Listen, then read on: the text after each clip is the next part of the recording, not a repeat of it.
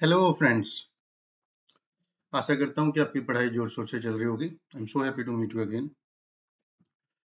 आज I want to discuss with you a special topic called budget. Today is 24th of July. We got union budget of 24-25 presented. So I'll just give you a broad picture. This is not a part of the financial management subject, but there is a self-paced online module. But in general, also every chartered accountant shall know, or even every individual से no कि budget क्या होता है, कैसे चलता है. आपने बड़ी बड़ी बातें सुनी होंगी, ये बजट इसके लिए उसके लिए, बड़े बेसिक कंसेप्ट क्या हैं. I have to make series of videos to get detailed deep dive into the budget, but I'll just give you a broad perspective with my 15 to 20 years of experience that how shall we approach the budget. जब budget आता है, एक budget speech होती है, speech of finance minister. इतना hype होता है जब बजट की स्पीच चल रही होती है. It's a very confidential matter, so even the rest of the parliament members were not aware what's going to happen. They may guess on some items, but they do not know. So it's a very sort of confidential activity. Why it's confidential? Because there are some activity like LTCG अभी आया, या STT का change हुआ, even real estate पे भी taxation change हुआ. People can do activities prior to the decision getting announced. So whatever sort of tax planning they might do, if they know something is going to happen, generally in the budget things will either be retrospective. Retrospective तो ठीक नहीं होता, but ठीक है, clarification कुछ करना है, they will be retrospective, or from the date of the budget. There can be something like अगर custom duties वगैरह हैं, they can be prospective also. ठीक है, तो उसको थोड़ा सा कॉन्फिडेंशियल लेवल पे मेंटेन करते हैं. We have already spend 2 minutes. तो एक बजट स्पीच आती है. बजट स्पीच को आई जस्ट एक्सप्लेन यू कि उसमें इंटरिम बजट इस बार था, अदरवाइज नहीं होता. इंट्रोडक्शन होगा कुछ ना कुछ, फिर एक बार ग्लोबल कंटेक्स्ट तो देना ही पड़ेगा ना. अब वो क्या कैसे देना पड़ेगा, I just come back. How is the economy of the world, globe, because everything is more और लेस इंटर रिलेटेड. इसकी थीम होनी चाहिए, एक किस थीम पे बजट बन रहा है, इस साल की थीम क्या है. बजट प्रायोरिटीज, वही थीम के बेसिस पे वो 7-8 प्रायोरिटीज निकल के आ जाती हैं कि क्या क्या हमें करना है. तो इन 9 के 9 प्रायोरिटीज पे हम अलग से डिस्कशन कर लेंगे. देन क्या होता है, बजट एस्टिमेट, कितना पैसा आएगा, कितना पैसा जाएगा. इनडायरेक्ट टैक्सेज में for us students and even professional, indirect tax में क्या चेंजेस है, डायरेक्ट टैक्स में क्या चेंजेस है.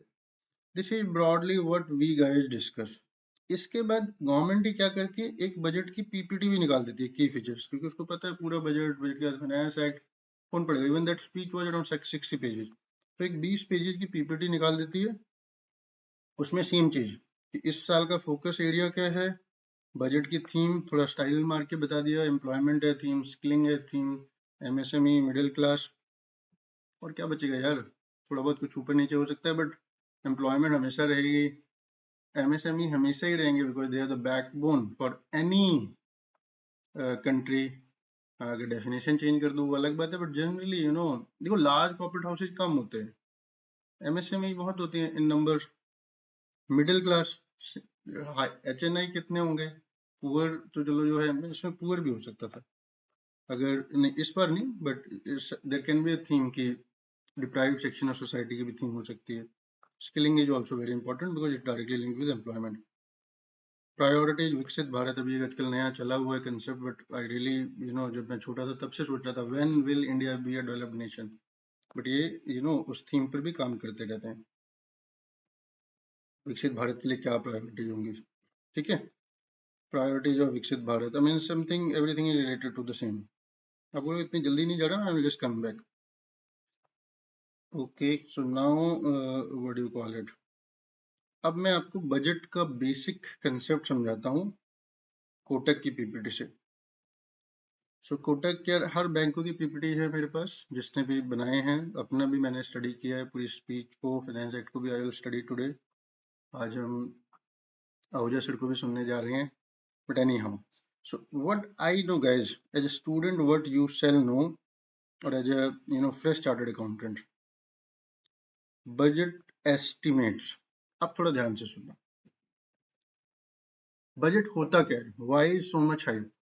बजट आपने मेरे ख्याल से 12th से पढ़ना स्टार्ट कर दिया, बीकॉम में पढ़ा, और आपने कॉस्टिंग भी पढ़ी है, सीए इंटर भी की, और अगर सीए इंटर नहीं की तो बजट ये बजट यार, एओपी, प्लान। बजट के जो सिनोनिम्स हैं, मतलब एक प्लान हो गया, एक एओपी हो गया। तो प्राइमरीली कोई भी आपका जो प्लान है उसमें क्या होता है, प्राइमरीली तो उसमें what do you call it, primarily उसमें रिसिप्ट और पेमेंट ही होंगी, रिसिप्ट एंड पेमेंट। और उसके बाद आपका क्या होगा, इधर सरप्लस होगा और डेफिसिट होगा, यही होगा। और क्या है, मतलब इतना हुआ किस चीज का है, सरकार को पैसा कहाँ से आना है, सरकार पैसा कहाँ पे खर्च करेगी। तो बोलोगे सर कुछ ना कुछ तो होगा, पैसा कहाँ से लेगी, उसके लिए डेफिनेटली इसीलिए बजट है कि अगर सरकार को, I have one more PPT I wanted to discuss that also, चलो पहले वो डिस्कस कर लेते हैं, इस पे वापस आते हैं। इसमें बस आप ये देखो 2019 में हमारी ग्रॉस टेक रेवेन्यू थे 20, यहाँ पर ट्रिलियन लिखा हुआ है, सॉरी बिलियन लिखा हुआ है। तो बेसिकली बिलियन का मतलब, तो 1 बिलियन कितना होता है बच्चों, 100 करोड़। कैसे निकाला मैंने, एक के आगे 9 जीरो लगा लो, 7 जीरो का मतलब 1 करोड़ होता है, 9 जीरो का मतलब 100 करोड़। तो 20,000 मिलियन का मतलब 20 लाख करोड़, 21 कर देता हूँ क्योंकि 30, 21 लाख करोड़। इसके नीचे आगे लाख भी लिखना है, लाख तो लिखा ही हुआ है, करोड़। अब क्या है, 2025 में 38 लाख करोड़, ठीक है। ये रिसिप्ट है सरकार की, जितना रिसिप्ट होगा उतना ही खर्चा होगा, थोड़ा कम होगा बट ठीक है। 1 मिनट में हम we will come back on to this PPT. अब मैं आपको एक और पीपीटी दिखा देता हूँ, फिर हम करेंगे। इन्वेस्को की पीपीटी है ये सबको समझ में आता भी है, but I just because I am making the video for the first time, that's why I want to show it to you guys. 38 lakh crore का, you can see the screen, 38.4 lakhs crore, lakhs crore. India की population कितनी है, 150 करोड़, 40 लाख करोड़ है, 150 करोड़, 150 करोड़ है ना, हाँ, divided by 40 lakh crore, उल्टा करना पड़ेगा, 40 lakh crore, 40 lakh crore divided by 150 crore. So 15, 13, 45, 30 हजार रुपए, समवेयर अराउंड 30,000 रुपीज पर इंडिविजुअल का स्पेंड होने वाला है, ठीक है। So guys what I wanted to make, what I wanted you to understand and recall, क्योंकि ये चीजें ना लोग भूल जाते हैं। सो आपका जो बजट है वो 38 लाख करोड़ का है, गवर्नमेंट के जो टैक्स रेवेन्यू है वो 38 लाख करोड़ आ रहे हैं, 38,40,000 करोड़। पेमेंट कितनी होगी सरकार की, लिखी नहीं है, उसको मैं आपको दूसरी पीपीटी में समझा दूंगा, बट नियर अबाउट सेम ही होगी, इसमें नहीं आ रही, इसको अभी मैं आपको समझा दूंगा। तो नियर अबाउट सेम, सरकार पैसा लेके थोड़ी ना बैठेगी। तो अब 38 लाख करोड़ आ कहाँ से रहा है, union excise duty, excise is not a part of the GST yet, 3 lakh crore, GST से 11 लाख करोड़ आया है। I am not, this number looks bit of, I mean ये कुछ गड़बड़ है इसमें, या फिर उसने कस्टमर यूज जोड़ लिया, क्योंकि जीएसटी से रोज हर महीने 1,20,000, 1,30,000 करोड़ आ रहा है एवरेज। तो 1,20,000 के हिसाब से तो ये 13-14 लाख करोड़ होना चाहिए, तो शायद उसने कस्टमर यूनियन को भी इसमें जोड़ा है, but I don't know.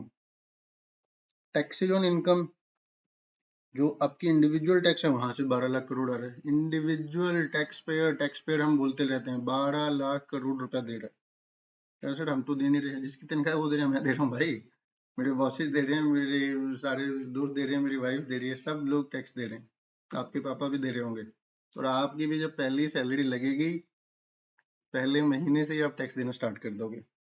Corporate tax, corporate tax का क्या मतलब है, जो कंपनियां टैक्स दे रही हैं, this is also very very important, क्योंकि इसका मतलब कंपनियों का प्रॉफिट हो रहा है, जब प्रॉफिट होगा तभी तो टैक्स देंगी। अगर कॉर्पोरेट टैक्स में ग्रोथ आ रही है, that's a very, I mean, I take it as either GST 1 and 2 corporate tax. This is a very very good sign कि इकोनॉमी ग्रो कर रही है, ठीक है। May be agriculture is also sector, but अब agriculture का contribution कम हो गया है, थोड़ा 20-22% रह गया हमारे जीडीपी में। But as an individual, as a employ, जो एम्प्लॉयमेंट सेक्टर में लोग हैं, प्राइवेट सेक्टर में लोग हैं, उनके लिए corporate tax is very important. फिर आपको इंटरेस्ट आता है, कहीं ना कहीं पे सबने एफडी डाली होती है, चलो ये अदर आ गया। कस्टम ड्यूटी भी ले ली इन्होंने, कुछ इधर उधर छोटे मोटे डिविडेंड, अगर सरकार ने कहीं इन्वेस्ट कर रखा है उसको डिविडेंड आ गया। नॉन टैक्स रिसीव्ड पीछे की जो डिविडेंड, जैसे आरबीआई ने डिविडेंड दे दिया था, स्टेट शेयर ऑफ प्रॉफिट। तो ये बेसिकली मोटा मोटा अगर आप देखोगे, अभी मैं I explain it to you again in a different form, but मोटा मोटा आपके टैक्सेस, मोटा मोटा अगर गवर्नमेंट ने कोई इन्वेस्टमेंट कर रखा है, वहां से गवर्नमेंट कोई अपना, जो गवर्नमेंट की जितनी भी कंपनीज हैं पीएसयू, वो डिविडेंड दे देती हैं। आरबीआई के पास अगर एक्स्ट्रा पैसा आता है वो दे देता है आरबीआई को, जहां पे भी गवर्नमेंट का स्टेक है। तो ये आपके 38 लाख करोड़ से बजट का साइज मेरा 50 लाख करोड़ हो गया, लोग 48 लाख करोड़ हो गया। ये कैसे आता है? क्योंकि कुछ ना कुछ सरकार डाइवेस्टमेंट भी कर देती है। कैपिटल रिसीव्ड का मतलब it's not a current account, ये आपका रेवेन्यू नहीं है। देखो ये सारे रेवेन्यू है आपके, नो आपको रेवेन्यू और कैपिटल समझ में आता है। तो ये आपने कुछ डाइवेस्ट कर दिया अपना एसेट, या आपका कोई लोन वापस आ गया, आपने कहीं पे किसी को लोन दे रखा था। स्मॉल सेविंग, अगर कुछ आपके जो इन अ वे लाइबिलिटी आ गई है, लोन आ गया, अगर लोगों ने टैक्स की जगह पे अगर अपने पोस्ट ऑफिस वगैरह में पैसे डाले थे, वो खर्च तो नहीं कर सकते, ठीक है। आप अगर बैंक को जमा दोगे पैसा, तो बैंक भी आगे लोन ही देता है ना। तो इन अ वे बैंक, सरकार के लिए ये लोन हो गया, ये मार्केट लोन हो गया। अलग अलग तरीके से छोटे मोटे लोन आ गए, डेट रिसिप्ट आ गई, ठीक है। तो ये भी डेट रिसिप्ट है। ये तीनों मिला हम लोग के फिर आपकी 16,91,000 की होगी। आई नो कि थोड़ा फास्ट था, बट इसमें इतना ही सफिशिएंट था आपका। What I just try to explain you, 38 lakh crore. अब ये आपको नंबर याद कैसे रहेगा? ये नंबर आपको याद कैसे रहेगा? ये नंबर आपको याद ऐसे रहेगा कि 2019 में ये 21 लाख करोड़ था। And when did I qualify my CA? I qualified my CA way back in 2008 में। मई में पेपर दिया था, जुलाई में रिजल्ट आया। उसके बाद में आपने सुना ही होगा, there are industry bodies. Industry body कैसे होती है? PHD, chamber of commerce, FICCI, ASSOCHAM. ये क्या होता है, हर बहुत सारी जो कंपनियां होती हैं, बहुत सारी वाला हर कंपनी इसमें अपना मेंबरशिप ले सकती है। इंडस्ट्री की एक एसोसिएशन बन जाती है, इंडस्ट्री को रिप्रेजेंट करने के लिए गवर्नमेंट के सामने। और भी होंगी, but these are the few main ones. So मैं चंडीगढ़ के पीएचडी चैम्बर में I was invited because my company has taken the subscription. तो my boss forwarded to me कि वहाँ पे आपका नेटवर्किंग भी हो जाता है, लंच भी होता है, ठीक है। जो ऑर्गेनाइज वो हर इंडस्ट्री के छोटे हर तरह के लोग आके वहाँ पे बैठते हैं, डिस्कस करते हैं। आज मैं जा रहा हूँ, चलो ये तो सीए की गैदरिंग है, बट गिरीश आहूजा जी आ रहे हैं, बट अदरवाइज जो इंडस्ट्री की गैदरिंग, उसमें भी स्पीकर को भी बुलाया होता है इन्होंने, किसी ना किसी बड़े स्पीकर को भी बुला सकते हैं ये। तो बट जनरली इंडस्ट्री के मेंबर्स भी आते हैं, स्पीकर्स भी आते हैं। तो वहाँ पे धीरे धीरे within the budget, after the budget, they guys discuss and have fun, networking etcetera. तो वहाँ पे जो मैंने याद किया था 2008 में, अभी देखो मैंने गूगल नहीं किया, मैंने नंबर याद नहीं किया, बट व्हाट आई रिकॉल, उस साल ये 11 लाख करोड़ के आसपास का बजट था, 11 से 12 लाख करोड़। अब देखो मैंने उसके बाद से लेके आज तक मैंने कभी 2008-9 का बजट देखा नहीं, बट एक नंबर मेरे दिमाग में बैठ गया कि 1 लाख करोड़ रुपए साल का, महीने का, ये सरकार का रेवेन्यू है बस। तो 2008 में दर हर साल हमारी इकोनॉमी से 10%, मतलब 8 से 10% से बढ़ रही है। तो ये 12 था, अगले साल ये 13 हो गया, फिर 14 लाख हो गया, फिर सपोज 2010 आते थे 15 हो गया। 15 में अगर आप 50% जोड़ दो, 5 साल का ले रहा हूँ, तो 23 हो गया। कब तक? 20 तक, 2020 तक। देखो वही आ रहा है ना, तो कहीं भी 8% होगा तो 40 जोड़ना पड़ेगा, तो 20 हो गया। तो ये 2020 में क्योंकि कोविड था बढ़ा ही नहीं, 21 में भी नहीं बढ़ा, सीधे फिर 2022 में पुराना सारे क्योंकि जीडीपी तो बढ़ ही रहा है, 27 हो गया। 2023 30 हो गया, 30 का फिर अपना 34 हो गया, 34 के बाद 38 लाख करोड़ हो गया।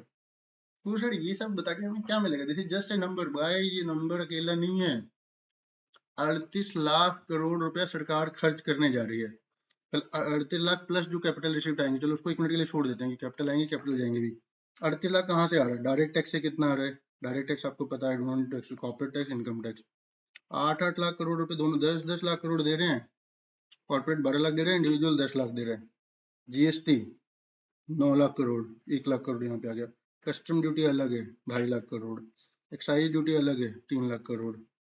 ठीक है, आरबीआई ने जो फंड ट्रांसफर कर देती है 2 लाख करोड़। मतलब सर ये लाख करोड़ कहाँ लिखा हुआ है? देख लेते हैं, रुपये ट्रिलियन है। बिलियन का मतलब होता है 100 करोड़, तो मैं सीधे उसमें 100 ऐड करके लाख बोल रहा हूँ। बिलियन में बात करनी, बिलियन में करो, but I prefer lakhs crore. Telecommunication से आया 1,20,000। ये कहाँ से आया भाई? टेलीकम्युनिकेशन से क्यों आएगा? अगर एयरटेल, जियो, वोडा या बीएसएनएल, चलो बीएसएनएल तो क्या देगा, अगर ये लोग अपना प्रॉफिट पे टैक्स देते हैं वो तो कॉर्पोरेट टैक्स में आना चाहिए। तो भाई ये है, टेलीकॉम में स्पेक्ट्रम एलोकेट होते रहते हैं।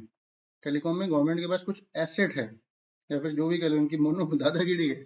तो ये जो जो भी एयरवेव और ये सब है, इनको इनको ऑक्शन करते हैं तो वहां से पैसा आता है। 5G 6G तो चलो अभी आया नहीं, 2G 3G 5G का तो नहीं था। जो भी घोटाले छोटाले थे, ये थे कि गवर्नमेंट ने सस्ते स्पेक्ट्रम दे दिए, तो यहाँ से गवर्नमेंट को पैसा आ सकता है। This option was actually flop. ये अभी हो गया है, ये फ्लॉप हो गया, पता नहीं सरकार कहाँ से लाएगी। क्योंकि सरकार का उम्मीद, देखो ऑक्शन है ना, दिस इज ऑक्शन। ऑक्शन आपके फेवर में भी जा सकता है आगे, मतलब कई बार सक्सेसफुल नहीं भी हो सकता। Historically it was multiple. अगर गवर्नमेंट उम्मीद करती थी 1 लाख करोड़, गवर्नमेंट को मिल रहा है 3 लाख करोड़, और वेरी हैप्पी।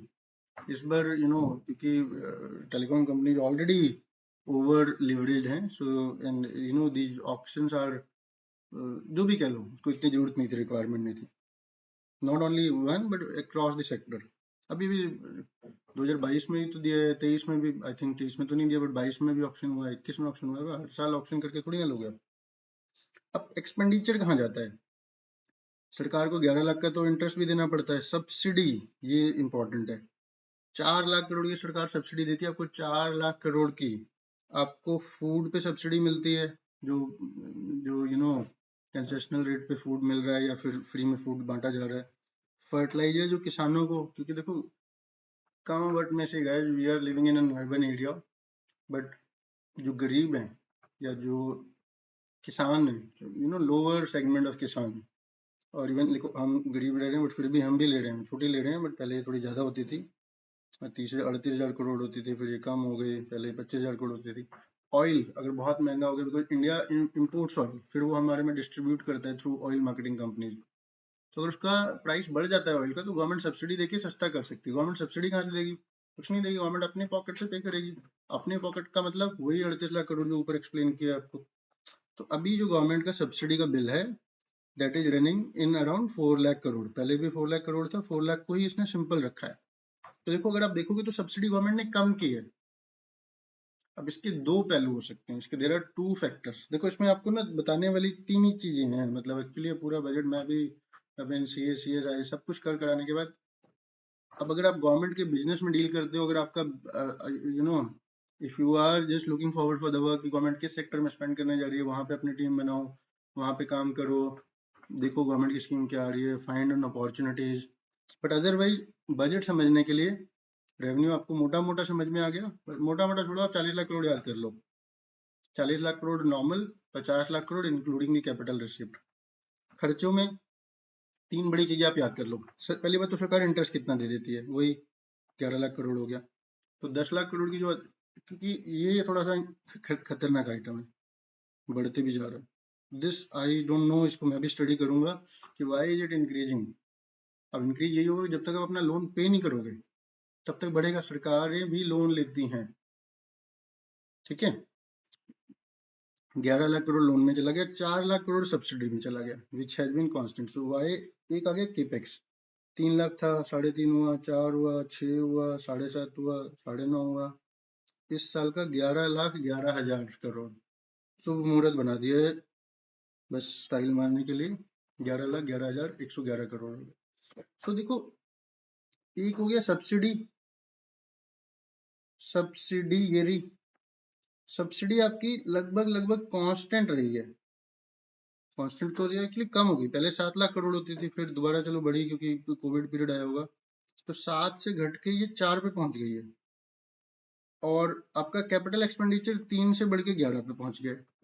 तो जो लोग कहते हैं कि जनता का फायदा कैसे होता है या देश की तरक्की कैसे होती है, सब्सिडी में जो सरकार ने 4 लाख करोड़ रुपया डाला, इसका जो रिटर्न आएगा in terms of the GDP, ये 0.8% ऑफ द अमाउंट। तो अगर 4 लाख करोड़ डाला था तो से अराउंड 3,80,000 3,60,000 करोड़ का जीडीपी वापस आएगा। जीडीपी का मतलब आपका खर्चा होगा, स्पेंड होगा, I don't know, it's direct कुछ पैसा उसमें कहाँ चला जाता है मुझे नहीं पता, बट एक्चुअल कंट्रीब्यूशन यही है। अदरवाइज वो अननेसेसरी फालतू की स्पेंडिंग में जाता है, spending itself is a measure of growth. तो आई विल डिस्कस इट। तो आपको चलो एक ही मान लेते हैं यार, 100% होता है। जो पैसा आपने सब्सिडी में दिया वो सरकार को वापस मिल गया, अगर क्योंकि ऑयल सब्सिडी दी थी, ऑयल वाले ने खरीद लिया, फर्टिलाइजर फूड आ गया, ठीक है। अब आ जाते हैं कैपेक्स पे। अगर आपने एक इंफ्रास्ट्रक्चर में खर्च, अब ये कैपेक्स का भी फर्दर बाइफर्केशन है, आपने रोड्स में कितना खर्च किया, स्कूल में कितना खर्च किया, कॉलेज में कितना खर्च किया, डिफेंस में कितना। डिफेंस का मुझे नहीं पता क्या होता, but that is also very critical for country like India. I mean we cannot not underestimate the ill intentions of our neighbors. China है, पाकिस्तान है, इवन समटाइम बांग्लादेश भी आंखें दिखा देता है, कुछ भी कर लो, म्यांमार। तो आपका डिफेंस स्ट्रांग होना जरूरी है। अगर आपके घर की सिक्योरिटी ठीक है तभी तो आप अंदर और चीजें अच्छी करोगे। तो डिफेंस में खर्च होना ही चाहिए, वो भी दिखाया हुआ सरकार ने। चलो 11 लाख में से 2 लाख करोड़ डिफेंस पे जाता है, बढ़ रहा है, मोटा मोटा कांस्टेंट ही है, क्योंकि डिफेंस का जो खर्चा है वो आपको पीछे से दिखता है, वो डायरेक्ट नहीं दिखता आपको। आपका रेलवेज कंसिस्टेंट, रेलवे की क्वालिटी इंप्रूव हो रही है, खर्चा हो रहा है। रोड हाईवेज सिग्निफिकेंट इंप्रूवमेंट, ये इंपॉर्टेंट है। लोन फॉर केपेक्स, स्टेट भी केपेक्स करती हैं। Housing and urban affair, others छोटे मोटे आगे इसमें आपके सारे एम्स ये सब वो सब। और आपने कहीं पे चलो पहले काशी विश्वनाथ बनाया था, अब बिहार में 1-2 बना रहे हैं बौद्ध धर्म को प्रमोट करने के लिए। But primarily what I wanted to tell you, आपकी रोड कितनी बन रही है, आपकी रेलवेज कितनी बन रही है, और अदर्स में आपके एयरपोर्ट भी आ चुके होंगे। आपके हाउसिंग कितने बन रहे हैं गरीबों के लिए या अपने लिए। अपने लिए मतलब सरकार के जो भी बन रहे हैं। तो basically capex is what is important. तो आप देख रहे हो कि ओवरऑल ये बजट जो है वो कोई पॉपुलिस्ट बजट नहीं है। ये वर्ड आता है आपके लिए कि वर्ड बजट पॉपुलिस्ट है या डेवलपमेंट ओरिएंटेड है। तो ये पॉपुलिस्ट नहीं है। क्यों नहीं है पॉपुलिस्ट? क्योंकि सब्सिडीज कम हुई है या स्टेबल रही है। डेवलपमेंट ओरिएंटेड है क्यों? क्योंकि आपका जो केपेक्स है वो 9 लाख से बढ़ के सीधे 11 लाख करोड़ हो गया। 11 lakh crore spent on capex. अब अगर इसको भी दोबारा देख लें, 11 लाख करोड़ हो गया, 11 लाख करोड़ हो गया। इंडिया की पॉपुलेशन 150 करोड़, ठीक है।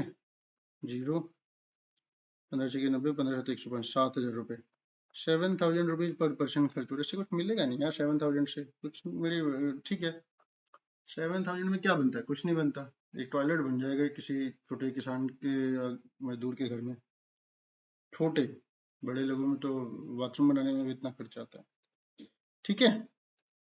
तो बट 11 लाख करोड़ का स्पेंड हो रहा है। अगर मैं इसको ऐसे ना देखूं, पर पर्सन ना देखूं, पर पर्सन देख के कुछ नहीं होता। अगर एक एरिया में स्कूल बना तो 7,000 करोड़, अगर सपोज एक पर्टिकुलर एरिया की पॉपुलेशन 10,000 है तो 10,000 इंटू 7,000, 3 और 3 6, 70 लाख हो गया।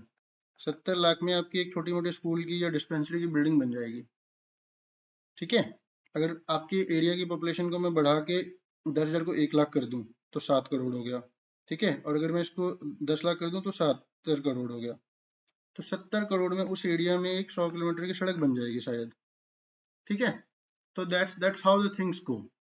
Defence I just explain you, इससे ज्यादा समझने की ज्यादा जरूरत है। तो guys I think this is what I wanted to explain you guys कि होता क्या है बजट में, प्राइमरली होता क्या है। इसका इतना हवा बनाने की जरूरत है नहीं। बट अब अगर आप प्रोफेशनल एंगल से देखेंगे तो ये चीज हो सकती है। एक तो आपको समझ में आ गया, देश को गालियां देने से पहले अब देखो तो पैसा है। केजरीवाल की तरह हर जगह हाथ उठा के तो खड़े नहीं हो जाओगे, हमारे पास पैसा नहीं है। सब्सिडी अलाउंस वो कर दी, अनाउंस कर दी, पैसा ही नहीं है, पंजाब सरकार सबको हम ये देंगे। Again that money will also come back in the economy also. आप किसी गरीब को पैसा दोगे, वो खर्च करेगा, वापस आएगा। बट अगर आपके दोस्त, आप देखो, आई मीन मैं एक वीडियो बनाने वाला हूँ बिकॉज मैं खुद भी इस पर स्टडी करना चाहता हूँ। We are not a developed nation yet, we are a developing country. So developed nation और डेवलपिंग कंट्री में डिफरेंस क्या होता है? सबसे बड़ी बात तो गरीबी नहीं होनी चाहिए, सबकी एक पर कैपिटा इनकम डिसेंट होनी चाहिए एंड ऑल दैट स्टफ, वो तो है ही है। बट आपका इंफ्रास्ट्रक्चर स्ट्रांग होना चाहिए, इंफ्रास्ट्रक्चर स्ट्रांग होना चाहिए।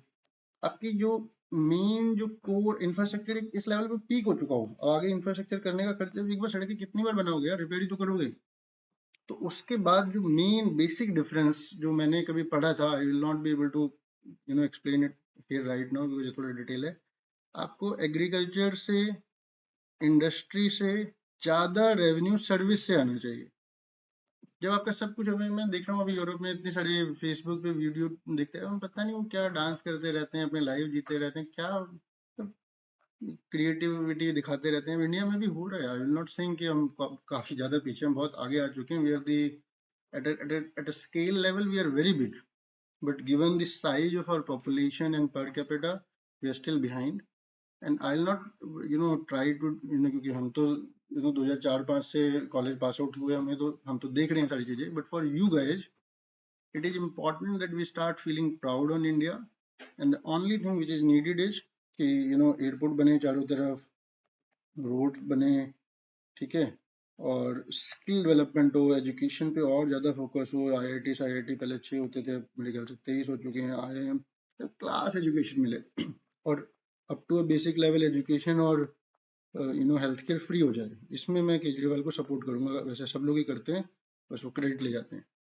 तो मोटा मोटा जब आपका इंफ्रास्ट्रक्चर और सारी चीज़ें सेटल हो जाती हैं, then only your economy start growing. Because I think I made my point, what I wanted to say, what I wanted to explain to you। 40 lakh crore का रेवेन्यू, मोटा मोटा खर्चा भी 40 लाख करोड़ का ही होना चाहिए, इसने कहीं पे टोटल दिया हुआ है। ये रहा टोटल एक्सपेंडिचर 32 लाख करोड़। 32 में से चलो ठीक है, what ever, I don't know ये क्यों रखा है इसने, बट मोटा मोटा उतना ही हो जाएगा, तभी तो डेफिसिट आएगा। एक डेफिसिट होता है ना, क्या कहते हैं, फिजिकल डेफिसिट।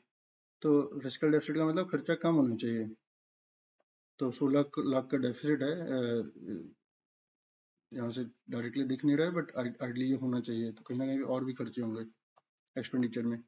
तो डेफिसिट का मतलब सरकार के रेवेन्यू से सरकार के खर्चे ज्यादा है, वो करना ही पड़ेगा, अदरवाइज कहेंगे कि सरकार काम ही नहीं करेगी। सरकार का काम है खर्चा करना, और क्या काम है सरकार के पास? मोदी जी के पास, नितिन गडकरी के पास, या जो भी कह लो, उनका काम है खर्चा करना।